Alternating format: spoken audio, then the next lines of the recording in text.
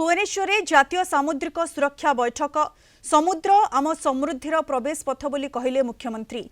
लोकसेवा भवन में 14तम multi agency maritime security group बैठक आनुष्ठानिक भाव उद्घाटित होईछि। मुख्यमंत्री मोहन चरण माझी या उद्घाटन करी सामुद्रिक वाणिज्य सुरक्षा और ब्लू इकोनोमी विकास उपरे गुरुत्व आरोप करिसेंति। देशर संघीय व्यवस्था को सुदृढ़ करने दिगरे प्रथम थर पर नुआदिल्ली बाहर यह उच्चस्तरीय जातीय बैठक ओडिशा रे आयोजित होईछि। समुद्र बंदर और मत्स्य संपद को जातीय संपत्ति भाव अभिहित करी मुख्यमंत्री कहिसेंति यार सुरक्षा केवल देश पाई नुहे बरं लक्ष लक्ष उपकूलवासी जीविका पाई जरूरी। सामुद्रिक सुरक्षा रे एबे साइबर सुरक्षा विपर्यय परिचालना और परिवेश भली आह्वान मध्य सामिल अछि। बंगोपसागर तटरे ओडिशार 575 किलोमीटर दीर्घ तटरेखा रही। राज्यर सामुद्रिक स्थिति को अधिक मजबूत करने गंजाम रे एक गभीर समुद्र बंदर एवं पारादीप निकटरे एक शिप बिल्डिंग क्लस्टर निर्माण करा जाउछि। सामुद्रिक सीमा जगुआली को सजाग करने सह सुरक्षा क्षेत्र में एआई ड्रोन एवं माछधरा डंगारे नवमित्र ट्रांसपंडर लगाइबा उपरे मुख्यमंत्री जोर दैछन्ति।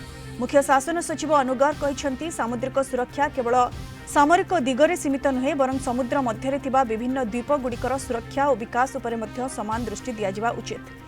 इस सम्मेलन में जातीय मैरिटाइम सुरक्षा समन्वयकारी अवसर प्राप्त वाइस एडमिरल विश्वजीत दासगुप्ता, मुख्यमंत्री परामर्शदाता प्रकाश मिश्र, गृह विभाग एसीएस हेमंत शर्मा और डीजीपी वाईबी खुरानिया समेत बहु वरिष्ठ अधिकारी जोग देथिले।